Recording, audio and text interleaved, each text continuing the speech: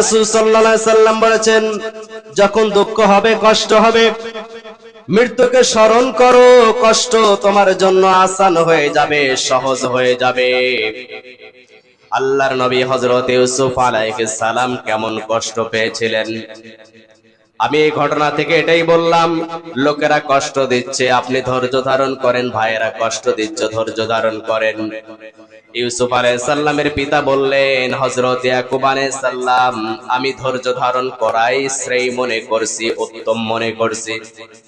আল্লাহ তো জানিয়ে দিবেন আমাকে, কিন্তু তোমরা আমার সন্তান, তোমরা আমার কাছে মিথ্যা কথা বর্ণনা করছো, কেননা বাঘ যদি আমার সন্তানকে খায়, ভক্ষণ করে, শরীরের পোশাক এটাকে ছিঁড়ে টুকরা টুকরা করবে অথবা ছিঁড়ে ফেলে দিবে, ছিন্ন বিচ্ছিন্ন করবে। ইউসুফের পোশাক সম্পূর্ণ ভালো আছে, কোন জায়গায় একটু কেটে যায়নি, ছিঁড়ে যায়নি। তোমরা আমার কাছে মিথ্যা কথা বর্ণনা করেছো, কেননা মানুষ যখন চক্রান্ত করে, মহান আল্লাহ রাব্বুল আলামিন কৌশল অবলম্বন করেন। মানুষ যত মিথ্যা কথাই বলুক না কেন, সেই মিথ্যা কথা ধরার জন্য কোনো না কোনো ফাঁক ফোকর অবশ্যই রাখে। মানুষ বুঝতে পারে না, মানুষ যত জালেম হোক না কেন, সে জালেমের অবশ্যই ধ্বংস হবে দুনিয়াতে এবং আখিরাতে। আল্লাহর নবী হযরত ইউসুফ আলাইহিস সালামকে ব্যবসায়িক লোকজন ইউসুফ আলাইহিস সালামকে ক্রয় করে নিয়ে মিশরে চলে গেলেন। মিশরে যেখানে মানুষ কেনা বেচা হয়, আগেকার জামানায় মানুষ কেনা বিক্রি হতো, মানুষ কেনা বেচা হইতো, ক্রয় বিক্রয় হতো। বর্তমান যেমন গরু ছাগল ক্রয় বিক্রয় হয়, সেই কালে মানুষও ক্রয় বিক্রয় হইতো। যারা ইউসুফ আলাইহিস সালামকে কূপের মধ্যে থেকে ছুঁয়েছে, তারা নিজেরাই বলেছে, এটা কত সুন্দর একজন বালক, আমরা তাকে অতি বেশি মূল্যে, আমরা উত্তম মূল্যে মিশরের বাজারে বিক্রি করে দিব। আমার বন্ধুগণ, আমার ভাইরা, হযরত ইউসুফ আলাইহিস সালামকে নিয়ে যাওয়া হলো।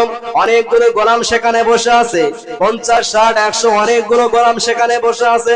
সেখানে মানুষ কেনা বেচা হয়, ছোট বাচ্চা কেনা বেচা হয়, বড় মানুষ কেনা বেচা হয়, মহিলা কেনা বেচা হয়, দাস দাসী কেনা বেচা হয়।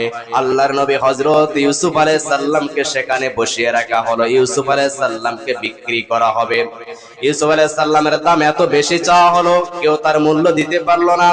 এমন সময় মিশরের আজিজে মিশর, যাকে অর্থমন্ত্রী আজিজে মিশর বলা হয়, অর্থমন্ত্রীকে, এই অর্থমন্ত্রী হযরত ইউসুফ আলাইহিস সালামকে অতি উচ্চ মূল্যে ক্রয় করে নিয়ে বাড়িতে চলে গেলেন। বলুন সুবহানাল্লাহ। বাড়িতে যাইয়া হযরত ইউসুফ আলাইহিস সালামকে ওই মিশরের অর্থমন্ত্রী তার স্ত্রীকে বলল, আমি যে গোলামটা ক্রয় করে নিয়ে এসেছি, এই গোলামটাকে তুমি রেখে দাও, এর সম্মানজনক ভাবে চলাফেরার ব্যবস্থা করে দাও, উত্তম খাদ্যের ব্যবস্থা করে দাও, কেননা আউনাত্তাখিজাহু ওয়ালাদা, সে আমাদের পুত্র হবে, আমরা তাকে পুত্রের মতো লালন পালন করব। বলুন সুবহানাল্লাহ। ভাইয়েরা শত্রুতা করে বিক্রি করে দিল।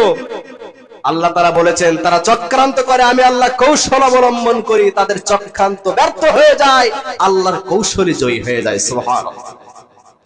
মিশরের বাজারে বিক্রি করে দেওয়ার জন্য অনেকগুলো গোলাম সেখানে বসে আছে, কেউ নিতে পারলো না। শেষ পর্যায়ে মিশরের অর্থমন্ত্রীকে বলা হয় আজিজে মিশর। আজিজে মিশর হচ্ছে একটা উপাধি, আর এত হচ্ছে অর্থমন্ত্রী। এই অর্থমন্ত্রী এসে হযরত ইউসুফ আলাইহিস সালামকে অতি উচ্চ মূল্যে ক্রয় করে নিয়ে যে তার স্ত্রীকে বলছে, বলা হয় জুলেখা। এই জুলেখা অর্থমন্ত্রীর স্ত্রী। তাকে বলল অর্থমন্ত্রী, আউনাত্তাখিদাহু ওয়ালাদা, আমরা একে পুত্র মতো লালন পালন করব, এর জন্য সম্মানজনক ভাবে থাকার ব্যবস্থা করে দাও, উত্তম খাদ্যের ব্যবস্থা করে দাও। বলুন সুবহানাল্লাহ। ভাইয়েরা চেয়েছিল কি হত্যা করতে, ভাইয়েরা চেয়েছিল কি কূপের মধ্যে ফেলে দিয়েছিল, ভাইয়েরা চেয়েছিল কি বিক্রি করতে, বিক্রি করে দিয়েছিল। ভাইয়েরা চেয়েছিল কি ইউসুফ দূরে সরে যাক, ইউসুফ দাসত্বের জীবন বরণ করুক, ইউসুফ কষ্টের মধ্যে থাক। আল্লাহ তাআলা কি করলেন? কৌশল অবলম্বন করে মিশরের অর্থমন্ত্রীর বাড়িতে ইউসুফ আলাইহিস সালামকে স্থান দিয়ে দিলেন। বলুন সুবহানাল্লাহ। আপনাকে বিশ্বাস করতে হবে, এই আকীদা যতক্ষণ পর্যন্ত না থাকবে, আপনার ঈমান ততক্ষণ পর্যন্ত মজবুত হবে না। আল কদরি খায়রিহি, ভালো মন্দ তাকদীর, ও শাররিহি মিনাল্লাহি তাআলা, আল্লাহর পক্ষ থেকে হয়। আপনার ভাগ্যে যতটুকু ক্ষতি লেখা আছে তা হবেই, পৃথিবীর কেউ ঠেকাতে পারবে না। আপনার ভাগ্যে যতটুকু লাভ লেখা আছে ততটুকু হবেই, পৃথিবীর কেউ ঠেকাতে পারবে না। যতটুকু সম্পদ, যতটুকু খাদ্য আপনার তাকদীরে, আপনার রিজিকে, আপনার ভাগ্যে লেখা আছে, সারা দুনিয়ার মানুষ চক্রান্ত করেও ঠেকাতে পারবে না। আর যতটুকু ক্ষতি আপনার তাকদীরে লেখা আছে সেই ক্ষতি হবেই, সারা দুনিয়ার মানুষ সবাই চেষ্টা করেও রক্ষা করতে পারবে না। এই আকীদা যদি না থাকে তাহলে আমাদের ঈমান দুর্বল। রাসূল করিম সাল্লাল্লাহু আলাইহি সাল্লাম বলেছেন, তোমাদের কখনো কোনো দুর্ঘটনা ঘটে গেলে তোমরা যেন বলো না, যদি আমি এমন করতাম তাহলে এমন হতো না, যদি আমি এমন করতাম তাহলে এমন হতো না, যদি আমি এই কাজ করতাম তাহলে এরকম হতো না। এই যে যদি যদি শব্দটা তোমরা ব্যবহার করো না, আল্লাহ রাসূল সাল্লাল্লাহু আলাইহি সাল্লাম বলেছেন, যদি শব্দটা শয়তানের রাস্তাকে খুলে দেয়, শয়তান অন্তরের মধ্যে ধোঁকা দেয়, আল্লাহর প্রতি বিশ্বাস তখন নেই, আল্লাহর প্রতি তখন আপনার বিশ্বাস থাকে না। প্রিয় ভাইরা আমার, আল্লাহ যে হায়াতের মালিক, মৌতের মালিক, যেভাবে হোক মানুষ যখন মারা গেছে, কোন প্রাণী যখন মারা গেছে, আপনাকে বিশ্বাস করতে হবে তার হায়াত এ পর্যন্তই ছিল। আপনি যদি বলেন যদি সেখানে নেওয়া যেত তাহলে লোকটা হয়তো বেঁচে যেত, এই যদি সেখানে না যেত, ও যে সেখানে যাবে আর মরবে। হায়াতের মালিক যদি একমাত্র আল্লাহ না হয়ে দুনিয়ার মানুষের হাতে যদি হায়াত থাকতো, তাহলে কোনো কোটিপতি মারা যেত না, কোনো মন্ত্রী মারা যেত না, কোনো প্রেসিডেন্ট মারা যেত না, সবাই বেঁচে থাকতো। পৃথিবীতে হাজার হাজার কোটি কোটি মিলিয়ন ট্রিলিয়ন মানুষ এসেছে, অথচ তারা সবাই চলে গেছে, কেউ বাঁচতে পারে।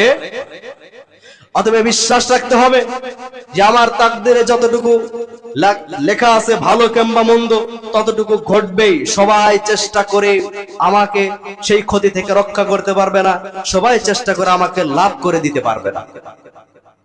যদি এটা অন্তরে বিশ্বাস থাকে তাহলে সেই মানুষ মানসিকভাবে শান্তি পাবে।